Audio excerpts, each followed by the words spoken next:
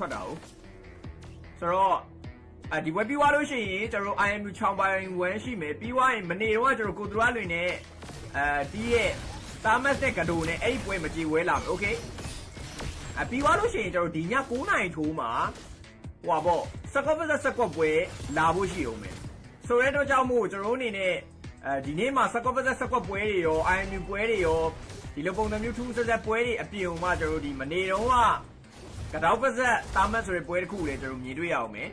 ။ Okay ဆိုဝင်လာတဲ့ကျွန်တော်တဲလေး share လေး follow လေး subscribe လေး notify လေးလုပ်ပြီးကူညီပေးကြလို့ရရင်လည်းကျွန်တော် versus ပြီးကျွန်တော် game နဲ့မဝဲကျွန်တော် Guadalajara အနေနဲ့ကျွန်တော် ambulance ဇက်ဘာညာလေးတွေရတော့ဒီက damage ကတော်တော်ပြင်းလိမ့်မယ်။အဲ့ဒါကူတော့ရှိမယ်။ကိုခံရတော့ ever ကြည့်ရနော်အစောကြီးပါဟုတ်တယ်အစောကြီးနေပါလွင့်နေရတာ6နိုင်ခွဲနည်းနည်းမနှက်မှန်ကြရင်နည်းနည်းဟွာရှိလို့အိမ်နည်းနည်းပါရန်ကုန်မှာအိမ်စောက်တာတော့အဲ့မှာသွားမှုဘာညာတီကောင်လောက်ကောက်မယ် PC မှာ PC တစ်လုံးစင်ထားတဲ့ဥစ္စာတွေသွားစင်ရအောင်မယ်အများကြီးအားကြောင့်မို့နဲ့အလုံးရှုံမှာမလို့မနှက်ဖက်ရင်တပတ်ခိုင်နဲ့နားမလို့ Okay အပျော်ဝဲနဲ့ဆော့လို့ရပါတယ်ကျွန်တော်တို့ဒီ live ကပြီးပြီးတော့ Okay ဆိုတော့ Johan အနေနဲ့ကလည်းပြောမယ်ဆိုရင် ambulance ဆက်ရတယ်ဒီကောင်တော်တော်ကျန်းပါ damage ကလည်းတော်တော်ပြင်းမယ်ဆိုတော့ဒီ hero တစ်ကောင်ကလေခင်းရင်ကြောက်ရမယ်ဆိုဘယ်ကောင်နိုင်မယ်လို့ထင်လဲတာမန်ချောင်းလေးပါညာဆိုလို့ရှိရင်တော့အေးဆေးလေးပဲခွန်နပီယာတင်လို့ရတယ်ဆိုရင်မဲ့ဒီဂျော်ဟတ်ဆိုတဲ့ပွဲနေတာတခုမှတို့အနေနဲ့လာပြည့်ရဲ့ဂျော်ဟတ်ဆိုတော့တကယ်လုံးက item ၄ ဝက်လောက်ထွက်သွားရင်ဒီဂျော်ဟတ်တီတန်းတိုင်တန်းပြတ်သွားနိုင်တယ်ခွန်နပီယာဖလစ်ကာလည်း3လားလေးရဆိုတော့ပွဲနေတာ result 2ရကျွန်တော်ဘယ်သူနိုင်မယ်တင်လဲ okay ကျွန်တော် estimate ဘာညာ scale 2ကျွန်တော် scale 1 okay ပြန်လဲပြီးတော့ကျွန်တော်ဖလစ်ကာဘာညာပြန်ပြီးတော့ကျွန်တော် follow forward ထားသေးရဲ့ဗျာဆိုတော့တချမားရဲ့ကောင်ကတော့ခံမယ်အဲ့တခုရှိမယ်ကိုမဲအခုညဆော့ live ဆော့ရဘယ်လိုဆက်တွေ့ရဘရိုကျွန်တော်ပြောပြမယ်ကျွန်တော် live နဲ့ဆော့နေတယ်ဆိုရင်အခုဆိုရင်အခုလာပြောလို့မယ်ကျွန်တော်တရက်လောက်ကြိုခွာပြီးပြောပြီးပြီလားနော်တရက်ကြိုခွာပြီးပြောမှအဆင်ပြေပါမယ် live ကကျွန်တော်တို့ဘယ်လောက်ယူလဲဆိုတော့ဟိုခြေပွဲရေဆော့ရဆိုရင်ကျွန်တော် 10% ယူတယ်တစ်ဖက်ကို 10% ယူတယ်နောက်ပြီးတော့ကျွန်တော်တို့ဟိုအပျော်ဝဲပေါ့အပျော်ဝဲဆိုလို့ရှိရင်စကွက်ဆိုရင်3000ယူတယ်တိုးတဲ့အကုန်လုံးပေါင်း3000ယူရယ်နောက်ပြီးတော့ကျွန်တော်ဘိုင်ဝမ်ပွဲဆိုလို့ရှိရင်ကျွန်တော်1000ခွဲကနေပြီးတော့စယူပြီးပြောဝဲဆိုရင်နော်2% 3% ရလဲအဲ့လို2000လောက်ပေါ့အဲ့လိုပုံစံမျိုးပြောရတော့ဗျာဒီဘိုင်ဝမ်ထက်စားလို့ရှိရင်တော့ပိုတန်တယ်ပေါ့ဗျာအဲ့လိုပုံစံမျိုးရှိပါတယ်โอเคလက်ဆောင်လေးပြီးလို့ကျေးဇူးတင်ပါတယ်ဒါပွင့်နေကျွန်တော်ပြောပြရနော်ဘာလို့ကျွန်တော်လောက်ရတဲ့ဥစ္စာလည်းဒီ squat ဆိုရင်လည်းတည်ရမလားဒီကြေးဝဲဆော့မယ်ဆိုရင်တစ်ဖက်2သိန်းကြေးပွဲဒီနေ့လာမှာတစ်ဖက်2သိန်းကြေးပွဲ IMU squat IMU ပွဲဖြစ်တဲ့ကြောင့်မို့ဒီည9နာရီထိုးမှာကြည့်ဖို့အတွက်ကတော့ကျွန်တော်လုံးဝ recommend ပေးရเนาะအဲ့တခုရှိနေဆို IMU ပွဲကြည့်နေတယ်ဆိုလို့ရှိရင်လည်းတခါလေးတန်းဆက်လိမ့်မယ်လို့တော့ထင်တာပဲပွဲလေးရတယ်လည်းမြိုင်လိမ့်မယ်ကျွန်တော်ကြည့်ရတော့ပွဲလေးရတယ်လည်းမြိုင်လိမ့်မယ်ဗျာအဲ့လိုလေးရရှိမယ်ဆိုတော့ခွန်နဗီယာကတော့သူ့ဟာသူအေးဆေးလေးပဲကျွန်တော်ထွက်လို့မရအောင်တဲ့ထွက်တာလည်းဒီဘက်ကဂျော်ဟက်က10ရိုက်မှာအဲ့ဒါကူတော့ရှိမယ်တွေးတော့ထွက်မှာပဲစပြီးတော့ကျွန်တော်ဘက်တရီပါညာဆိုင်မလားတော့မသိတာသေးဘူးဖတ်ဆိုင်ရတဲ့ကျွန်တော်ထပ်ပြရှိသွားဖို့လောက်ကတော့များနေပြီထောင်မိုင်မှာပဲတစ်ခွဲပဲယူရတော့တောင်းဝဲပဲတောင်းဝဲဆိုတာဗျာကျွန်တော်ပြောပြဗီဒီယိုအနေနာကပဲရှိတယ်ကျွန်တော်ကဒီကာဗာဖြစ်အောင်ကျွန်တော်ယူရတာသိရမလားအားကြောင့်မို့ပါ Okay so happy ကျွန်တော် first side နဲ့ဟိုဘက်ကတော့ okay ကဲဝင်တိုက်ပြီးတိုင်းကဲ edit ဖလက်ကမှပြန် forward ထိုင်းနေမှာကဲကျွန်တော် wanna be ရဒါ damage ရောပြောနေတာပြောတော့ပြင်းတယ်ကွာရောက် wanna be က damage ချိုး skin မှာ show ပြီးတိုင်းဆိုတော့ဂျော်ကအဲ့လို first side နဲ့ happy လောက်ထွက်ရုံနဲ့လေသွားချလို့မရဘူးဒီဘက်က wanna be ကပြောနေတာပြောတာစာတတ်ပိတဲ့ထဲမှာပါတယ်တိတဲ့အတိုင်းဒီကောင်ကတော်တော်ကျန်းတယ်ပေါ့ဗျာတော့ခွန်နဗီယာနဲ့ဂျော်ဟတ်ကလည်းဖလကာ3နာလည်းဒီကောင်ရဲ့တိုက်ပြီးသွားလို့ရှိရင်ဒီကောင်ပြည့်မပြည့်ရင်ခွန်နဗီယာပြည့်မပြည့်ရင်ဂျော်ဟတ်ပြည့်ပဲမနေ့ကကိုတို့ရန်ပွဲတော့ဟာဒီနေ့ပူကြည့်ကောင်းမယ်ဟုတ်တယ်ဒီနေ့ပူကြည့်ကောင်းတော့မယ်အဲ့ဒီတာမတ်တဲ့ကတိုနဲ့10ရမနေ့ကမူးနေတာရဲ့ပဲမနေ့ကအဲ့ဒီကတိုစော့ရဲ့ပဲကဘီယာတောက်ရင်စော့နေတာတဲ့ငါလက်ခွီးဒီနေ့မကြေပွဲရဲ့တီးမာတဲ့အဲ့တော့အခုမှဆော့လွှင့်လိုက်ရတယ်6နိုင်ခွဲဆိုတော့ねတာမတက်ဆိုင်တော့9နိုင်ထိုးလောက်ကြာမှာပဲ view ကနေပါပြန်တက်မယ်လို့ထင်တယ်ဒီဝက်ပြီးွားရင် IMU 6မိုင်1လာ6မိုင်1နဲ့ပြောမယ်ဆိုတော့ကျွန်တော်အနေနဲ့ကြီးတော့ကောင်းတယ်ကွာလေ IMU ပွဲတွေကနေပါယူသေးတယ်ဆိုတော့အဲ့လိုရှိမယ်နောက်တစ်ခုဒီ ကျွန်တော်ပွဲတွေကိုတခါတည်းဟိုဗာလဲဟို promote လုပ်ပေးလိုက်မယ် IMU ကကျွန်တော်6မိုင်1ဆိုရင်ဘယ်သူပဲဖြစ်ဖြစ်ကျွန်တော်ကြိုက်ကြီးပုံစံမျိုးစိန်ခေါ်ထားတယ်3 vs 3ဘယ်သူပဲဖြစ်ဖြစ်ကြိုက်ကြီး2 vs 2ဆိုရင်ကွန်နဗီယာတကောင်ပန်းမယ်ဘယ်သူပဲဖြစ်ကြိုက်ကြီးသူတို့ကနော်အဲ့လိုပုံစံမျိုးရှိမယ်ခြားခြားသောကွန်နဗီယာစိန်တွေ6 vs alpha တွေလည်းရှိမယ် okay schedule မရောက်တိုင်းမပြတ်မင်းပြတ်မှာအဲ့ဒါကြီးကိုဖတ်လိုက်တဲ့ happy တစ်ချောင်းဆက်ယုံနဲ့သွားပြီးတော့တိုက်လို့မရဘူးကွာတိကျဟိုဘက်မှာလည်းပြောမဲ့လို့ warrior boost တွေပါညာထွက်သွားခဲ့ပြီတွေ့တဲ့တွေထွက်သွားပြီဆိုတော့မင်းဘာမှတော့လုံးလို့တော့မရတော့ဘူးဂျော်ဟက်ပလေယာနည်းနည်းလေးကြောင်ပြောက်သွားမယ်လို့တော့ထင်တာပဲကဲကျွန်တော်ပွဲချင်း6မိနစ်တော့ကြော်လာခဲ့ပြီဗျဆိုတော့ဒီရှိရတော့ကွာဖို့လောက်ကတော့ chance ကပုံများသွားခဲ့ပြီဂျော်ဟက်ပလေယာရင်သွားရတော့သွားဖျဲလို့တော့မရအောင်အနေတော့ဒီကောင် haptic hand strike တွေAlabama BOD တို့ပါဒါကတော့ Joy player ရောတိမယ်လို့ထင်တယ်ဆိုတော့အဲ့ဒါတွေထဲမှာသာလေဒီကောင်အချိန်ကြီးကောင်းမယ်ဆိုရင်ပုံစံမျိုးတွေတေးပြီးမင်းတေးပြီးတော့ damn it အိုးအစကိတဲ့ဆိုမစိုးပါဘူးဒါ flag ကဘာညာပြန်ဖောပတ်ထားသေးရဆိုရင်မဲ့ဒီ game ကသွားယူလို့မရဘူးဒါရယ်နော်အစကိတဲ့ရန်နေစိုးတယ် Joy ကအဲ့လိုသွားလို့မရဒီကောင်ကကွန်နဗီယာဆိုတဲ့ fighter တကောင်ပါဗျာသွေးတက်တစ်ခုလောက်ထွက်ရုံနဲ့ဒီကောင်ကတကယ်ဆောင်ရင်ကြမ်းလို့ရတယ်โอเคတားရမကြေဝဲပြန်လာမယ်တဲ့၃ဝဲမြောက်နော်ကိုတို့ကလေ Winter Crown လေအမှန်တိုင်းပြောရင်ဘယ်လိုထင်သလောက်မလွယ်ဘူးဘာလို့လဲဆိုတော့ကွန်နဗီယာကစကီးတူ3လိုက်ရုံနဲ့ဒီကောင်က10မြောက်တာမဟုတ်ဒီကောင်ကတဘာရှိရယ်ကွာပြီးတော့ scale 1လေးနဲ့ပြစ်ပြီးတော့ဒီအပေါ်ကဖက်ရွက်လေး3ခုလောက်ပေါ်သွားတာနဲ့ ultimate ကောက်တော့ရင်လေဒီကောင်က4ပေါ်မြောက်တယ်ဆိုတော့အချိန်မရွေးကိုဝင်လာနိုင်တယ်အဲ့လိုရှိတယ်တော်ပြင်းလို့တေးကကင်းမရဘူးလားကိုမန်ဟုတ်တယ် SK တက်ဖြစ်သွားတော့ကင်းမရတာတကယ်လို့သာအဲ့ဒီအချိန်မှာဂျော်ဟက်ကနည်းနည်းပါးပါးဒီကောင်ဒန်နေနည်းနည်းပါးပါးပေးလိုက်မယ်ဆိုလို့ရှိရင်တော့အဲ့ဒါဂျော်ဟက်ရဲ့ hero game ဖြစ်သွားတယ်ဒါပေမဲ့ तू က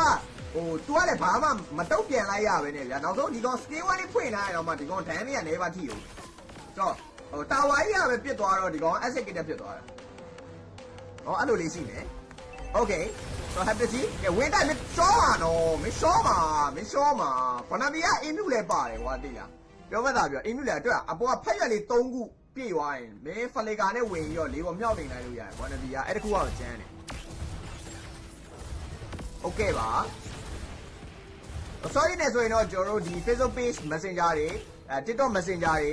Telegram တွေမှာလာပြီးတော့လာပြောလို့ရတယ်ကိုတို့ကလည်းဘယ်လိုလာမလဲတော့မသိကိုတို့ကနိုင်မလားရှုံးမလားတော့မသိဘူးအဲ့ပွဲကစောင့်ကြည့်ရအောင်ဟုတ်ကဲ့ပါကိုခိုင်ကျေးဇူးတင်ပါတယ်အများနဲ့ကျွန်တော်ကြည့်နေအရင်တော့ဆိုကိုစရာပထမပဲသူကအဲ့ဒီဟွာဗာလဲ membership ပုံစံမျိုး subscriber ပုံစံမျိုးလုပ်ထားပြီးတော့ membership ဝင်ပြီးတော့လာကြည့်ရသူဥစ္စာရခင်းနေဒါပေမဲ့ကိုစရာအခုဒီရက်ပိုင်းအလုံးမအားလို့ထင်တာဝေတန်လန်းကြီးရဟုတ်တယ်ကဝေတန်လန်းကြီးရဲ့နာမည်ကဘိုးအောင်နေတိုင်းမှုဆုံးမပါလက်ဆောင်လေးပေးလို့ဖက်ရွက်ကဘယ်မှာလဲမသိငါတော့ဖက်ရွက်လို့ပဲခေါ်တယ်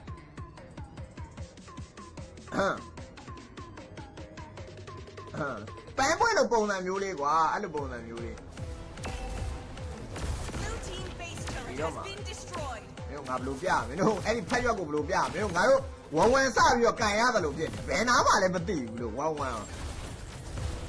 မ်ကန်တော့လည်းအဲ့တိုင်းပဲโอเค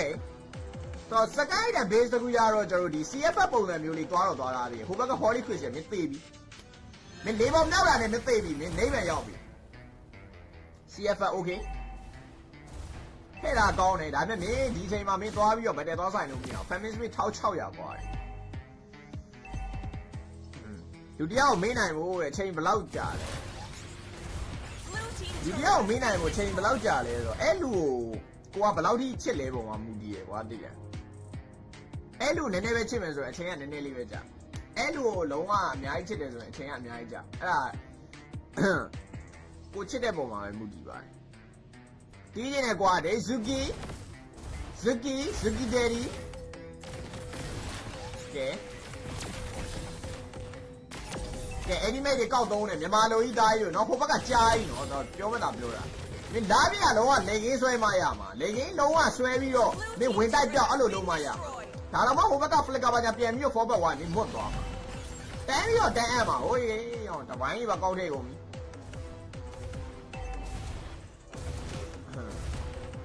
ဒီဘာနဲ့ခေါ်နေတယ်ပြီးပါဟုတ်ကဲ့ပါလာပို့တာနော်စာပို့တာလားကဲတိုင်းရောဟန်နာဆိုင်ကောက်ထဲမယ်ထင်တာပဲဒါပေမဲ့လေဒီ Heptasy CF ဟန်နာဆိုင်နဲ့ရတယ်တိတ်ပြီးတိတ်ပြတ်မယ်လို့တော့မထင်ဘူးတော့ကွာနဘီရတယ်ပြောမလားပြောမှားလို့မရဘူးကွာတဲ့နှစ်ဖက်လုံးကမှားလို့မရဒါပေမဲ့ Famous ပဲပူတာ2000กว่าနေတယ်6000နဲ့8000ကွာ2000กว่าနေ easy ပဲကျော်ကဟုတ်တယ်ဖက်နက်ကလည်းမားနေဖက်နက်ကလည်းဒီဖလစ်ကာကြီးကကောင်းလိုက်တာနော်ကွာနဘီကဖလစ်ကာကြီးကကောင်းလိုက်တာမဖက်ရ3ရက်ပတ်သွားပြီဖက်ရ3ရက်ထွက်သွားပြီ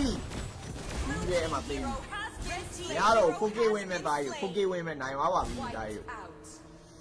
ဖက်ရ3ရက်ရသွားရတော့ကြိတ်တာသားကြီးကအဆင်မပြေတော့ဒမ်းမြန်လုံးဝနှစ်တာနော်မင်း Holy Crystal တစ်ပိုင်းနဲ့မင်းရှော့ပဲအချီဝဲဆော့ရကျွန်တော် free way လေဆော့ရရပါတယ်အပျော်ဝဲကိုတငယ်လေးနဲ့ဆော့နေတယ်ဆိုလဲ live ကပေးပြီးလာဆော့ရရပါတယ် Victory လူတယောက်မေးဖို့တဲ့အချိန်တစ်ပတ်ပဲလိုပါတယ်ရိုးတစ်ပတ်တော့မဟုတ်တန်တရားတစ်ပတ်ပဲအလုံးမတိုင်ပတ်ဟောအဲ့ဂနဗီယာကိုင်အဲ့ဒီကေရောစကင်နဲ့ဆိုငါမကိုင်တတ်ဖတ်ရဖို့ငါကြည့်မရဘူးဖြစ်ဝမ်းလည်းကျန်ကျေးဇူးတင်တယ်ဆိုတော့ဒိုင်းမူးလေးများဝင်မလားလို့ဘယ်ဟုတ်မလဲငါလက်ခွေးဖိုင်အတက်လာဝင်နေစောက်ပြဿနာပဲလို့ Those who blindly follow the ကဲဆို game number 2ဒီပွဲပြီးတော့ကျွန်တော် IME ချောင်း vs ချောင်းပွဲလာပါမယ် Okay မောင်မက်တဲ့မောင်မက်ဆန်ဆန်ရောက်ခေါ်ပြီး rank စားပြပါအောင်ဟာဘာလဲဆိုရင် custom fee ရောမဟုတ်ဘူး live ကပေါ့ဗျာဒီက wifi ကရှိမယ်ကျွန်တော်အခုဒီမှာရန်ကုန်ပြောင်းလို့ရန်ကုန်မှာကကြတော့ wifi နှလုံးလောက်တက်ကမှာ wifi တစ်လုံးကိုကျွန်တော်တို့100 meg ယူလာတာကျွန်တော်က3သိန်းခွဲလောက်ကြတယ်3သိန်းခွဲဆိုနှလုံးလောက်ဆိုတော့3သိန်းလောက်ကြတာထားလိုက်ပါအဲ့ဒါရှိမယ်အဲ့လို charges ကတွေပေါင်းပြီးတော့ကျွန်တော်တို့ယူတာကွာကျွန်တော်ယူရဲပတ်စံအဲ့လိုမများပါဘူးမှန်တိုင်းပြောရမယ်ဆိုကျွန်တော်ကဒီ buy one ဆိုရင်တော့1000ဝဲပုံစံမျိုး2 vs 2 3 vs 2ဆိုရင်ကျွန်တော်2000ပုံစံမျိုးယူမယ်7 vs 7ဆိုရင်တော့ကျွန်တော်တို့3000ယူမယ်ဒါအပျော်ဝဲပုံစံမျိုးရကျွန်တော်တို့ယူတဲ့ charger တစ်ခုရှိမယ်7 vs 7ကဘာလဲဆိုတော့ကျွန်တော်တို့ပထမဦးဆုံးပွဲထားပြီးတန်လေးလုပ်ပြီးတကယ်လို့ပွဲနေဆိုရင်လေဒီပတိပွဲ buy one ကလည်းပွဲနေဆိုလို့ရှိရင်တန်လေးပါပါတယ်ပထမဦးဆုံးပွဲအဲ့လိုပုံစံမျိုးဒါတော့ချိန်နဲ့ချိန်လာလိုက်ပြီးတော့ကျွန်တော်တို့နေပါအချိန်တွေကို adjust လုပ်ပြီးလုပ်ကြတာဆိုတော့အချင်းဝဲကတော့ထုံးတဲ့အတိုင်းပဲကျွန်တော် 10% များရင် short ပြီးကြေးရဆိုပါလို့တစ်ဖက်9သိန်းလောက်ဆိုရင်တော့ကျွန်တော်တစ်ဖက်9000မယူဘဲနဲ့ကျွန်တော် short ပြီးရကွာအဲ့လိုပုံမှန်မျိုးပေါ့ဒါတော့ပုံမှန်ပဲပေါ့နော်ကဲတေးသူ right တိုင်းမရောက်တိုင်းအားလေးတရတော့ပြောဒီမှာတော့ဖိုက်ရတယ်လားမင်းတွေ့လားဖိုက်ရွက်လို့ခေါ်ရဲအဲ့ဒီကဖိုက်ရွက်ဒီမှာဒီကောင် elevator ရှိအဖက်ရွက်နဲ့ဆိုရင်လေးပေါ်မြောက်နေပါပြီနော်ဂျော်ကြီးကတိုင်ပတ်နေပြီဂျော်ကြီးကမွတ်နေပြီနေရောသားရပတ်လို့မောင်မဲနိုင်ကြောင့်ဘယ်ပြောင်းလဲမြန်မာပြည်ချောင်းကဂျပန်လားမသိပြောင်းနေလို့ရင်းကြတယ်သူတိတ်မစော့ပြတော့ဘူးတဲ့မေသားငယ်အဲ့ချမောင်ရွက်တယ်ဘယ်လိုတော့အဲ့ဖက်ရွက်လို့ခေါ်တယ်ဟာပြောမဲ့သာပြောတာတိလားအခုဒီအပိုင်းတွေမှာ IMU စိတ်ရဲ့ပိုင်းဆိုင်ရာတွေလုံးဝတိုင်ပတ်နေကျွန်တော်တော့ motivation ပေးနေတာတကယ်ကောင်းပြောတာဟို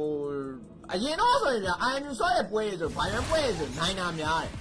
ခုနောက်ပိုင်းတော့ဒီဘဲကရှုံးပြီးတော့သိရမလားတပွဲနိုင်တယ်တပွဲရှုံးနေအားပြီးဘူးရောဒီဘဲကိုလည်းပြောမဲ့သာပြောဒီဘဲ string လို့ပြောတာသူ့ရဲ့ fan တွေလည်းရှိကြပါပါကျွန်တော် live stream ထဲမှာ IMU 6ပိုင်းလည်းရှိပါပြီဒီကလုံးဝစိတ်လက်ပိုင်းဆိုင်အတိုင်းပတ်โอเคအဲ့ဒီမိတွေပါညာကောက်သုံးထားရင်ပဲကဲကေတူပြန်ပေါ်ပါတယ်ကိုထူးရဲ့တိုင်းစုံမပါကိုကြီးလက်ဆောင်လေးပေးလို့ကိုထူးအဲဘာဝင်ကြည့်အဲဘာပေးအချစ်ကိုကြီးမိမရဲ့စင်မျိုးနေမှာပါကိုထူးတိုင်းစုံမပါလွယ်ပြည့်လက်ဆောင်လေးစတိလာပေးဟောရော်ရင်နေတော့ပေးတာဝဲကစား What the ဟိုလာကြောင်နေလောတရက်ပုံ900ပြီလာပေးတာဒီပဲကကိုထူးလို့ခေါ်ရတယ်ဟမ်တိုင်းဆုံးမပါစစ်ပေးနေလို့ဘူးယူမလဲဘူးမှမယူ ပတ်သက်ပြီးတော့ယူလိုက်တယ် Telegram ကြီးသားတယ် Blue team hero Yeah, yeah. has been slain. ဒီဘက်မဖြစ်နိုင်တော့ပါဘူး brother နဲ့သူမလိုပါပဲသိရမလားကျွန်တော်လေးကြိုက်နေတဲ့ခါကြီးကြာရင်ရင်သွားထားလို့မရဘူးဗျာဒီလားနော်ငါတော့ဒါလေးကိုဖြစ်နိုင်လောက်တယ်ဆိုပြီးတော့လုံးလိုက်ရဲ့အချိန်ကြပဲအဲ့ဒါကြီးကကိုထင်သားလို့မဖြစ်လာတော့အဲ့ဒါကြီးကနှစ်ခါနာရတာပေါ့ကွာမြေးနှစ်ခါနာရတဲ့ပုံစံမျိုးโอเคငါတော့ဝနပီယာကြီးကသိရမလားချောင်းလေးပါးလေးညာယူနိုင်နေတယ်ဒါပေမဲ့ငါဂျောဟန်နဲ့ဆော့လိုက်လို့ငါနိုင်မလားဆိုတဲ့ပုံစံမျိုးငါဖြစ်နိုင်ပါမလားဆိုတဲ့ပုံစံမျိုးနဲ့ဒီကောင်ဆော့တာဒါမတိတိုင်းမလုပ်တင်လေရပဲဖြစ်ဖြစ်မတိတိုင်းမလုပ်တင်အခုဒီမှာလုံးလိုက်တော့ဒီကောင်လုံးဝရှုံးသွားတယ်လုံးဝ depression မှာဝင်သွားတယ်နော်နိုင်မနိုင်လားဘာသာပြအောင်မနိုင်ဘူးလေဒါဒီကောင်မြောက်တင်ပါမင်းအကွက်ပါပြအောင်ရှော့သွားပြီဘာမှလုပ်လို့မရ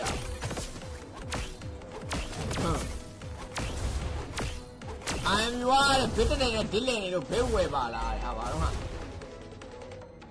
လို့ပဲမဖြစ်နိုင်ပဲတီတီနဲ့စက်ချင်းတွေရောဒီမဲ့ခံစားရတာ That's it ဝါလန်ကျန်အကောင့်တွေဈေးချို့နဲ့ဘယ်မှာရနိုင်တိယူကျွန်တော်အဲ့ဒါတွေ promote တော့မလုပ်ဘူးဒါပေမဲ့ကျွန်တော်မိန်းမတော့ရောင်းတာ